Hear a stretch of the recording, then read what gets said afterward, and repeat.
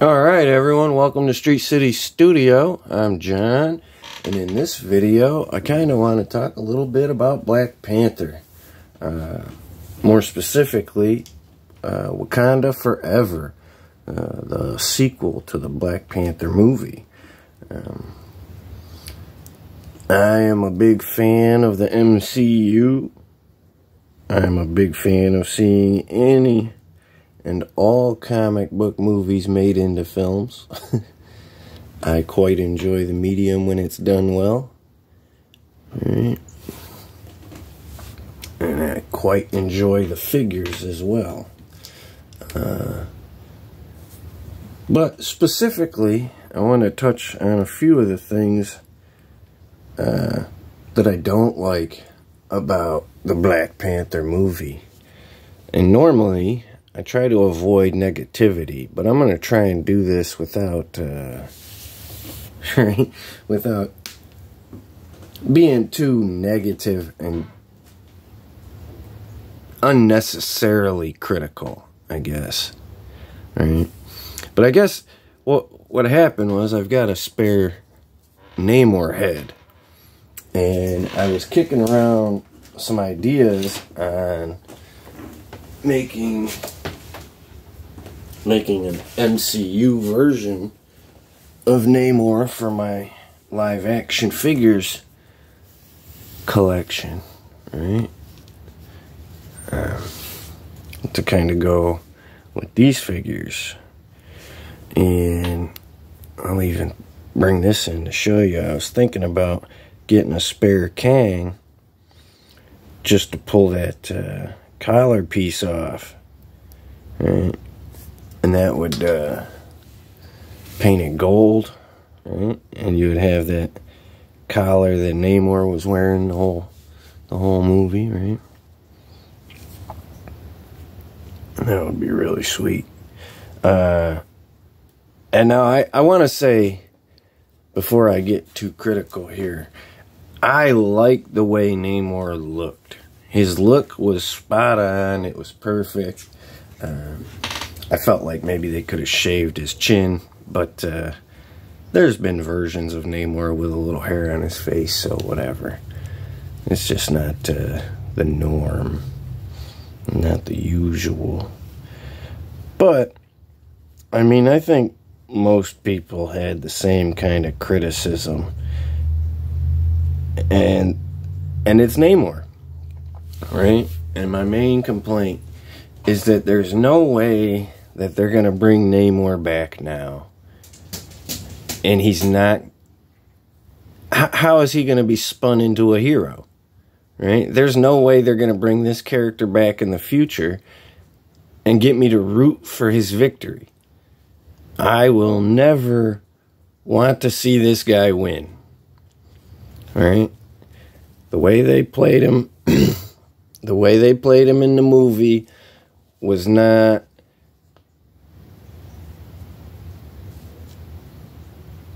an anti-hero or a relatable villain. He was evil, right? He wasn't, even by the end when they tried to spin his little turnaround, it just came across as evil, right? Very two-faced and backstabby, right? He tells Namor, well, they have no allies now, and they're going to have to turn to us in their moment of weakness. And it just sounds like, well, then we're going to backstab them, right?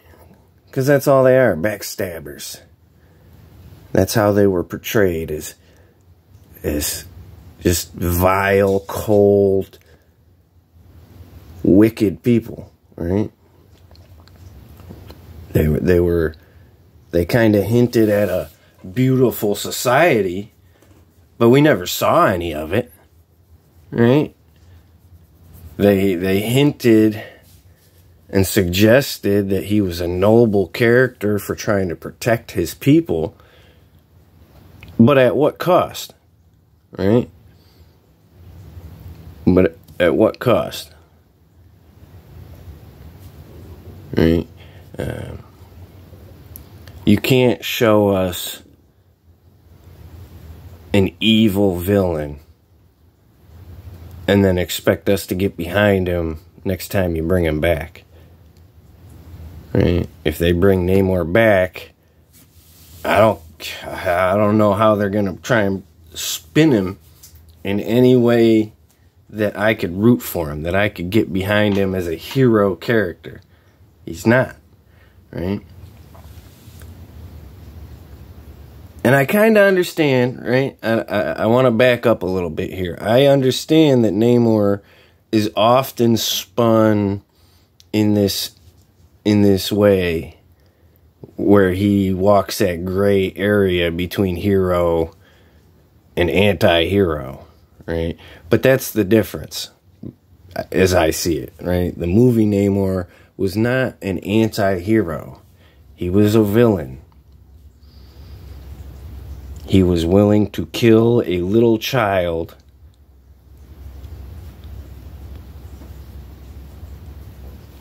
for what?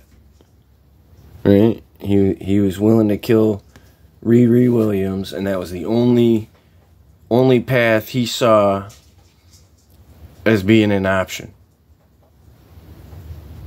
Right? He wasn't willing to consider any other options or any other path, no other course of actions. In an act that wouldn't even guarantee the safety in the way that he was trying to conflate it with. Right? If one scientist can build that machine, any number of scientists could build that machine. So you're just delaying the inevitable, right? Instead of finding real solutions and workarounds, you're just trying to push it back another couple days. You know, and the Wakandans are a great way to kind of work Atlantis or Kukulkan or whatever they called it. It's a great way to work it in to the global society, because they just work themselves back into a global society, right? We're still seeing them take steps towards globalization. And that could have been a very interesting focus of Wakanda, right? Either trying to aid or help, right, Atlantis to work towards globalization, or towards you know, integrating into the global community, right? Or even in the other direction, on that same token, right? Maybe they could have helped them hide from the rest of the global society, right? They could have provided them with some of them holographic shield generators or whatever that kept Wakanda hidden from satellites and planes and stuff, right? And they still use it, so they still have it, right? I don't even know why they're not hiding from the world anymore. But we've seen in Wakanda Forever, they're still using those things to hide their airships and stuff, right? So if you're outside of that bubble, you don't see all of their spaceships, aircrafts, and whatnot, military, right? So they're still using those holograms, just not to completely hide their entire country, right? They're just using it to pick and choose what other countries can see. Excuse me. But I really find it hard to swallow. I would have liked them to have left Namor in a place where I could see coming back to him. Because I don't see coming back to him in any way that I'm going to enjoy. Right? If they try to put him on the Avengers or put him in the X-Men, right? Maybe he teams up with the Fantastic Four, tries to get between Reed and Sue, right? That's just gonna push him more into direction of villain, right? The more we see of this character, I just don't see him being a likable character at all. I don't know how they're going to bring him back in any way other than a villain. Right? Maybe some of this multiversal saga we'll be able to retcon some of that or something. Maybe we'll get a different variant version of Namor in the future. I don't know. Someone a little less evil, a little less murdery. I don't know. But come on, I mean, he killed the queen of Wakanda. He's trying to kill a child. Ran a spear through the woman he almost pretended to love. I mean, there's not much you can say to redeem this guy, I think. And that's the problem, right?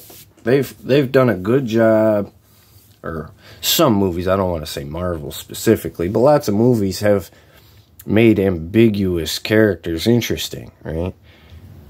They can toe a gray area and toe the line without fully being like this evil monster of a character, right? But that's what they gave us in Namor. He's not a good guy. He's not a hero. He doesn't potentially come over to be on no Illuminati with Doctor Strange and Black Panther, right? I can't see that. I can't see that, right? And I understand, right, T'Challa passed away in the films, but that's why they gave us his son by the end of the, right? Well, spoiler warning, I should probably, I won't go too into it, but, I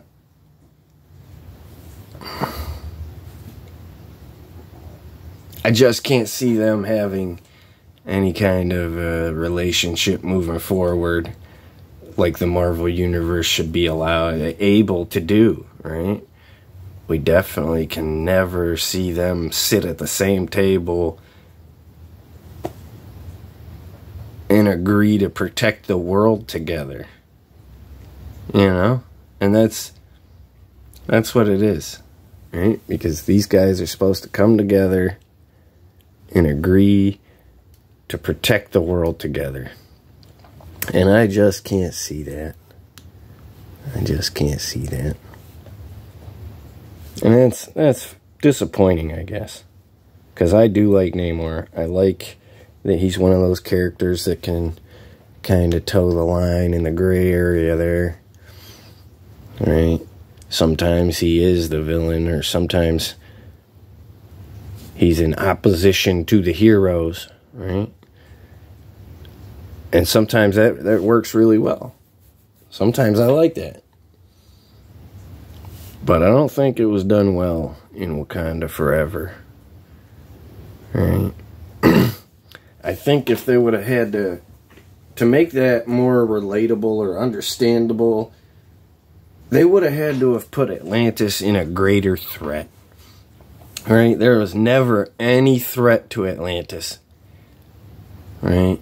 It's just the U.S. government found that rock in the ocean, and Atlantis wasn't having it. So they just declared open war on the whole world, right? And it wasn't relatable or understandable. It wasn't enough for me to say that these were solid motivations.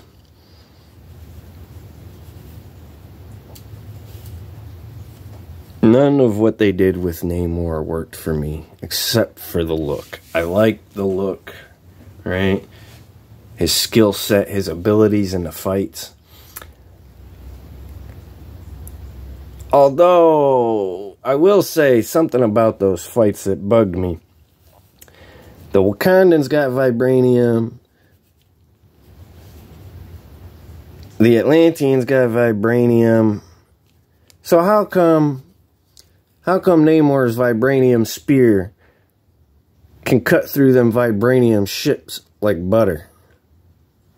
Right? I know if I take a steel knife and try to cut through a steel block, I mean, they kind of cancel each other out. And it's not just cutting through it like butter. I know that. I just don't understand some of this science, some of this bad logic going into these things. And I guess again, I'm going to give a little spoiler warning again, even though I'm a day late and $1 short with it. But I was not a big fan of the ending and giving us T'Challa Jr., right? Who needed that? Who wanted that? Nobody asked for that.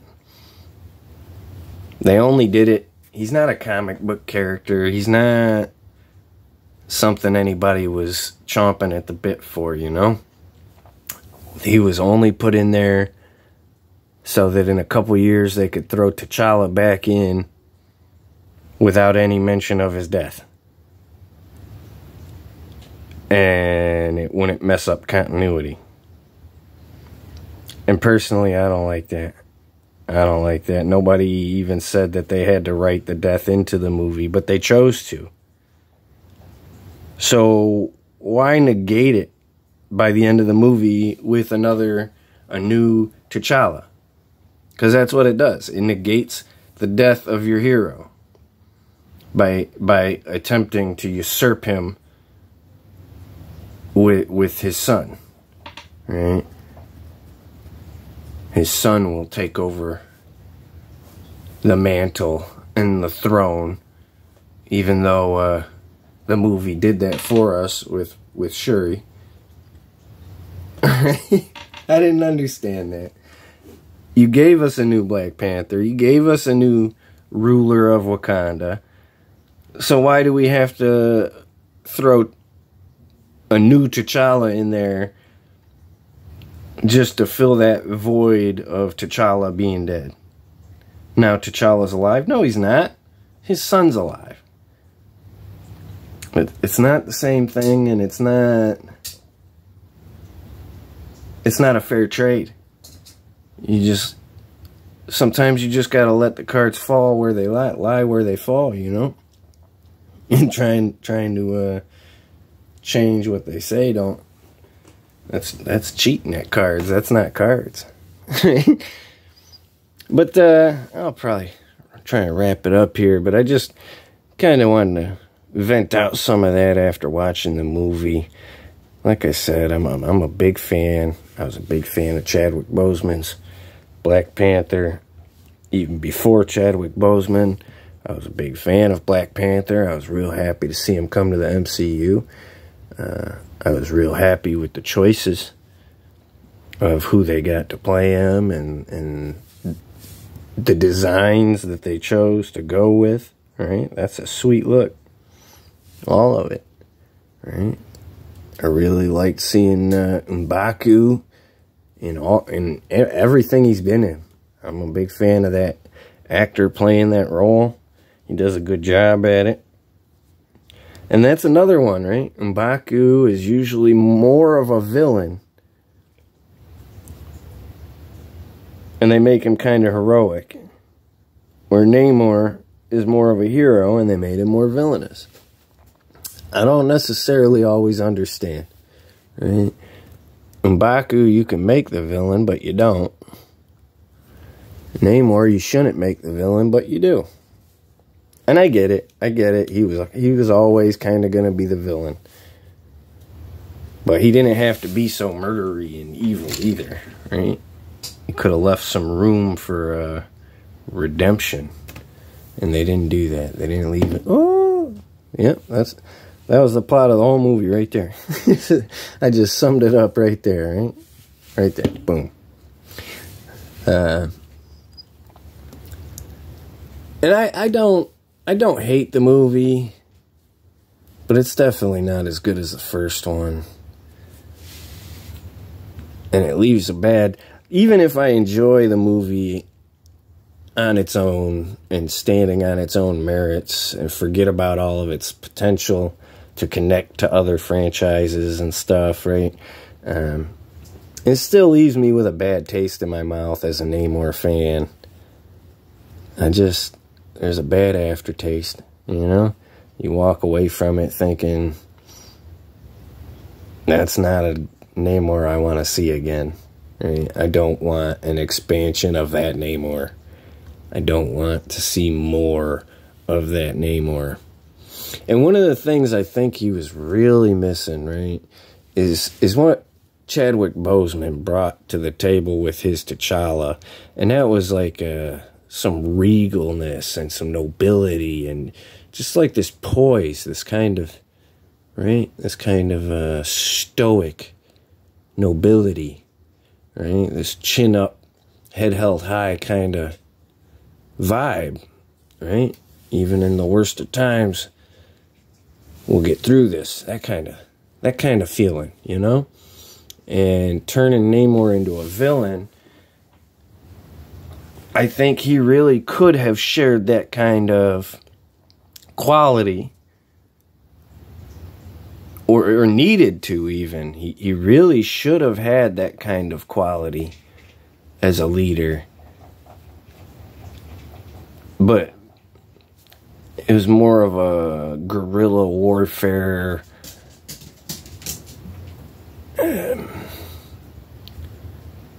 down and dirty, kind of mercenary leader. You know, he didn't seem noble and regal. He seemed like he would do anything to win, right? There's no lines he wouldn't cross, that kind of thing, right? Just your stereotypical bad guy, very evil, right? Just to kind of differentiate, I guess, so you know he's the villain.